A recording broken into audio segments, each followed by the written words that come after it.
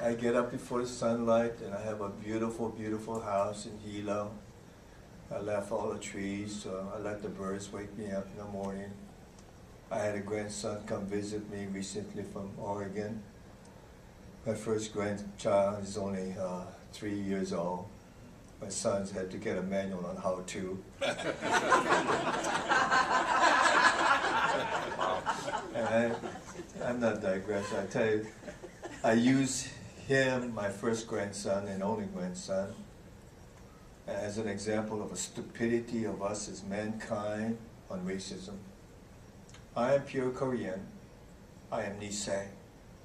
Now, every one of you from Hawaii know, as you can Mr. Tour said, that we are second generation. My parents were both born and raised in Korea. My first grandson, I married a Howley girl of Scotch, Irish, and German from Oregon. He married a girl from Maryland who is of English and German. He's blue-eyed blonde. I looked at him and said, what the goddamn hell's a Korean blood in this case? Howley is Howley can get. And I tell people the stupidity of racism. What part of this boy am I supposed to love more or less? Because the majority race, because of the combination of my wife's German and his wife's German, is German. In one generation, my first grandson is majority German. And he looks like it too. And I don't know what part of it is Korean, probably his left toenail. And I was just blessed 5 weeks ago with my second grandchild of a granddaughter and my second son. And you know what? The majority race of my granddaughter is Hawaiian, because she married a girl that is majority Hawaiian. And I ask of you, what part of my grandchildren am I supposed to love less because minority Korean now? And that's how stupid racism is. And every time I think of the World War II veterans and of their dreams and the sacrifices they made, and I remember Senator Noah one day, we were talking, trying to understand this man of his sacrifice for us. As a boy, because at my age, you think of the age of his sacrifice, he was what, 20, 21 years old. Just like Mr. Yukimura. He was telling me about losing his arm in battle, and then coming back to the United States for rehab, obviously, the tragedy of losing an arm, but also proud of wearing an American uniform, of not having an arm, of visual sacrifice for this country that he loves. And then going into a barber shop and waiting to have his hair cut. And then before he realized it, other people's hair was being cut before him. And so he just thought the barber didn't see him come in earlier. And so he told him, excuse me, sir, I'm waiting for my haircut too. Barber looked at him and said, I don't cut Jeff's hair. And I told Senator, what did you do? I stood up and I left. And I told him quite frankly, I wish I would be able to tell you I could do that. But at 21, 22 years old, do I have the fortitude, the discipline, and the mental structure to behave like that? I wish I could tell you I had, but I don't know. But to me, that is a stupidity of us as people. It's a stupidity of the failures of what Sharon experienced, and all of us who went to the mainland for whatever reason, experienced it one way or the other. I think all of you should know, I truly believe you have a special mission of this world.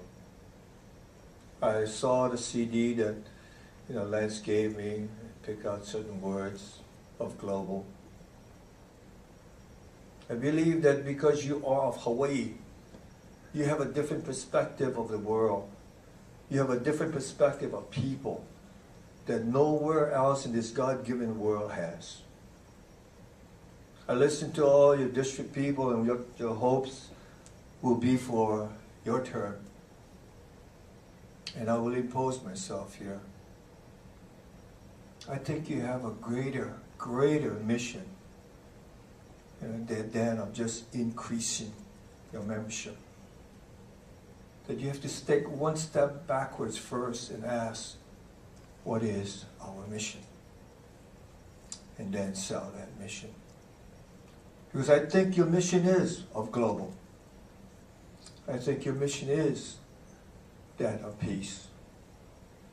Or the words up there of international.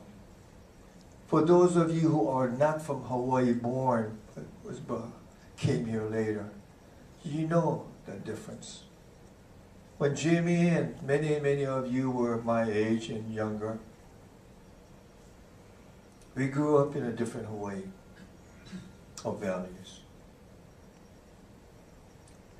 If you have time, go look at every school annual in the territory of Hawaii then, because we became a state in '59. Whether it be Manoa campus or Ola School. Of your beauty contests and May Day programs, you would have a category of cosmopolitan. Of your May Day programs, you have your king and a queen. And the courts would be of all the major races of ethnic backgrounds of this island and this territory at that time. Of the Filipino and the Chinese, Japanese, obviously, the Caucasian, etc., etc., etc. And even the Koreans, although we were less than 1%. And all our school would always elect a male to represent the Koreans. I never got selected. I mean, one year they pissed me off because they put a Japanese guy in front of me. Son of a bitches. But I was a troublemaker, so nobody really wanted me to represent anything. And that's the truth. I am not proud of it, but the fact is, I went to Ola School, but I was expelled from Ola School in the 9th grade for hitting a teacher. And I was wrong. I told my sons I was wrong when they found out about it. But the teacher was a huge racist. And I decided to put my foot down a little bit.